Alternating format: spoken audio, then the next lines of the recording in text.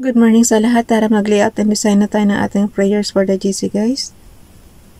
Today is 15 January 2024.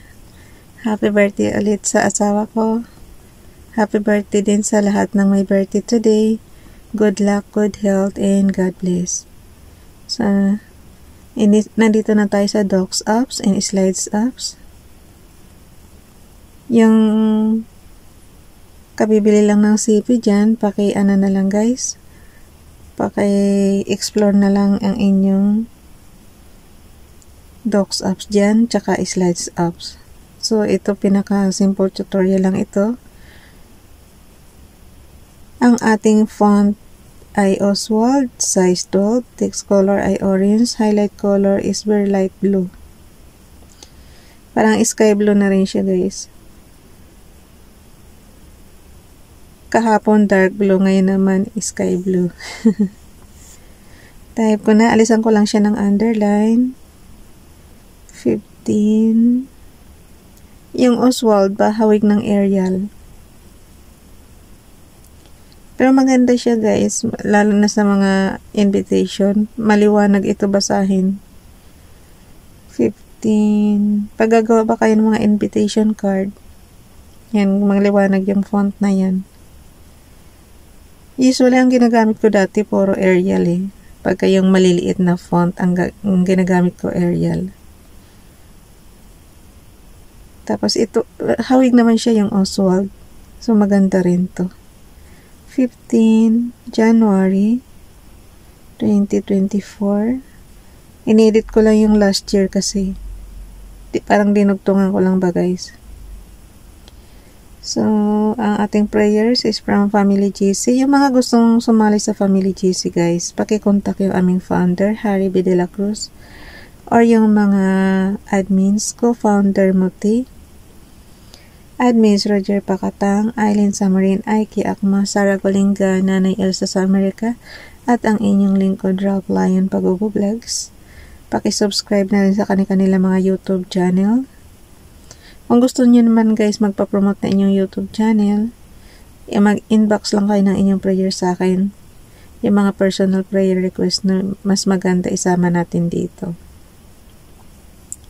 So, dito na tayo sa kay Ralph Lion Pag-Vlog, Mishli, Proverbs chapter 15, verse 8. Eksakto talaga sa January 15 eh. Chapter 15, verse 8 guys. The sibek of the Rishem is a tuiba to Hashem, but the tefillah prayer of the Yesharim is His delight. So, ang matutunan natin dito ay yung sibek, Rishem, tuiba, yung Hashem alam na natin yan, Yahweh yan, diba? Tefillah may open close parenthesis siya, prayer. So, yung Yesharim, marami-rami ito guys ah. Okay, basahin ko lang yung ang Tagalog kasi ng Mishli is kawikaan. Tingnan nyo rin sa mga sa mga Bible nyo na ayon sa maintindihan yung lingwahe. Okay, basahin na natin. Kawikaan chapter 15 verse 8. Kasuklam-suklam kay Yahweh ang handog ng masama, ngunit sa panalangin ng matuwid siya ay natuwa. So, yung Yesharim is matuwid. Yung Tefillah is prayer. Yung Hashem is Yahweh. Yung sibek, sibek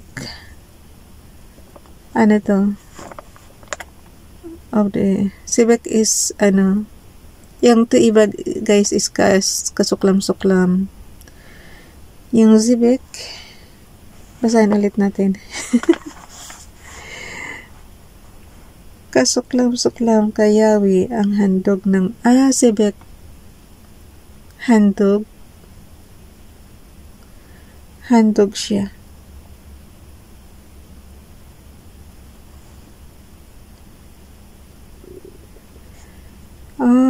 Kayo na mag-intindi guys. Marami-rami kasing word kaya mahirap intindihin eh. Basta ang prayer is tefillah. Yan. Kasi maliwanag dito may open close parenthesis. Tapos punta naman tayo sa ating repost prayers. January 15 January 2023. Ito lang ang isama ko. Alisin ko yung kay Ralph. Ang isama ko rito yung kay Princess Diane channel tsaka yung kay Nining Donalyn. So, magbura na naman tayo. Matagal na naman magbura, guys. Yung letter X doon sa itaas ng enter. Yan ang pambura ko.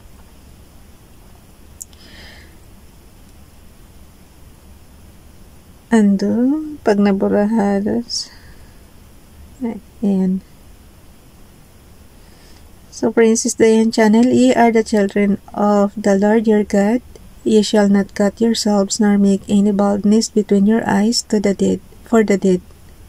Ay, ulitin ko, guys. Parang interesado ako dito. Ye are the children of the Lord your God. Ye shall not cut yourselves, nor make any baldness between your eyes, for the dead. For thou art an holy people unto the Lord thy God, and the Lord hath chosen thee to be a peculiar people unto himself above all the nations that are upon the earth. Thou shalt not eat any abominable thing. Deuteronomy chapter 14 verse 1 to 3. Basahin nga natin yun. Deuteronomy. Genesis, Exodus, Leviticus, Number, Deuteronomy. Pang number 5 books siya, guys, ng Bible. Deuteronomy. Numbers. Ayan, Deuteronomy.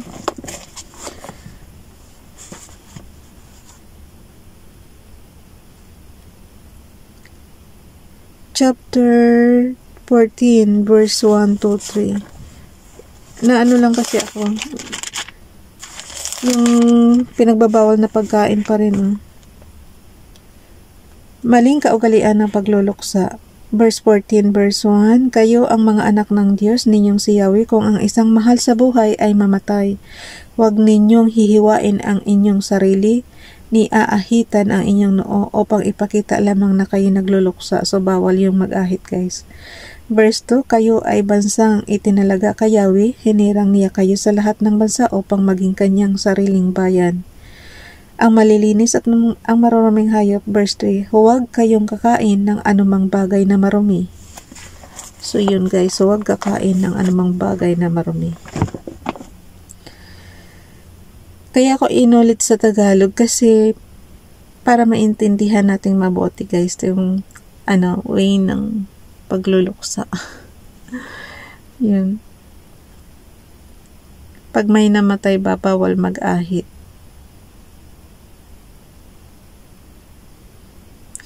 Dito naman, ang bilis ng oras ko, kaya ako tingin, ang bilis, parang hindi pa nga ako nag-i-screenshot, tumatakbo ng mabilis, nasa na kaagad, 8 minutes na kaagad.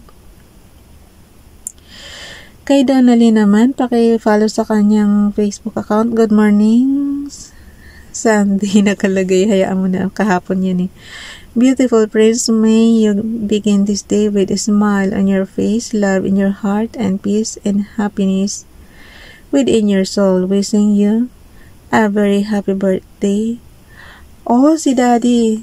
Wishing you a very happy birthday. May all your dreams come true.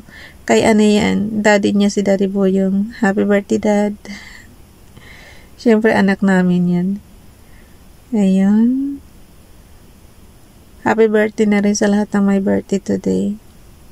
Ilagay ko na lang repost prayers kasi nakalagay Sunday. So, lagay natin repost prayers.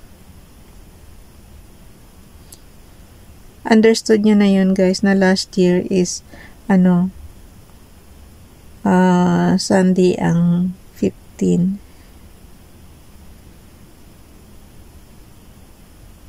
Enter natin yan. So, screenshot na natin. Bago lahat, lagyan muna natin ng si Princess Diane channel, yung kanyang YouTube. Paki-subscribe na lang, guys. Gallery, Messenger.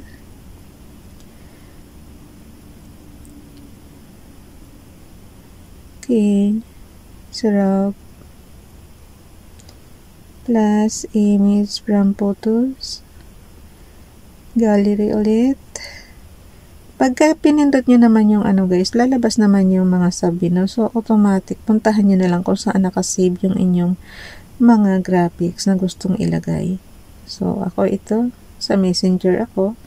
So, ilagay ko na yung ating cursor sa pinakaibaba. So, ang pinili ko lang sa repose prayers, dalawa lang. Yung kay Ralph, hindi ko na inano kasi pareho lang naman halos kay kay Princess Dayan channel yon.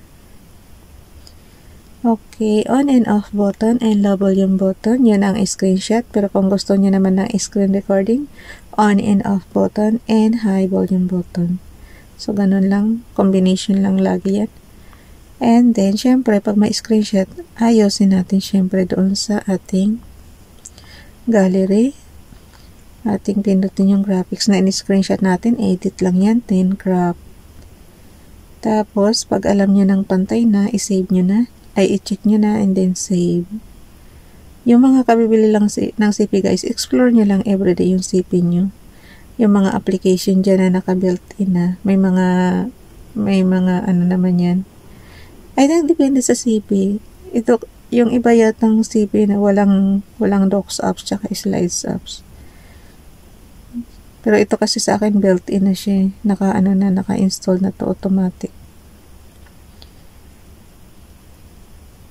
Pero kung i-install nyo, pero ako kasi hindi ko siya uninstall.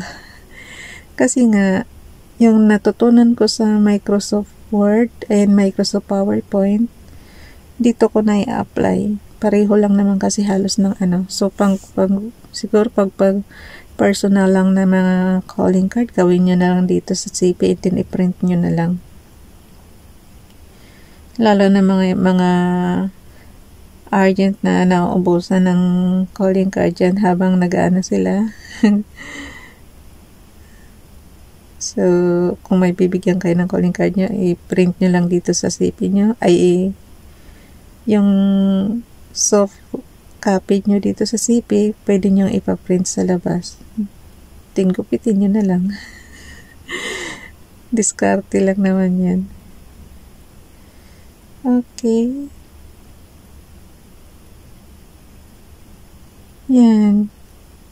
Pagka ganyan na-crop nyo na, tapos tingin nyo naman is pantay na, i-ano nyo na, i-check nyo na, and then save doon sa corner. Okay. Tapos yung hindi na kailangan, siyempre, i-delete nyo na.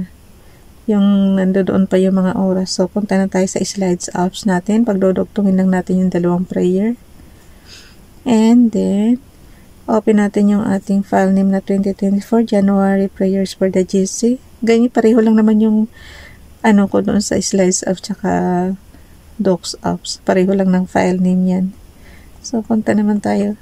Pwede naman guys, pag magkaiba ng ng application. Pero pagka doon sa docs apps, siyempre mag-iba kayo ng file name kasi mapapatungan yung files nyo noon. Diba? Kaya ako nagsisave as kasi katamaran ko yun na nagsisave as ako into another file name kasi katamaran ko na mag-type pa ba. Ayun, bye everyone. God bless.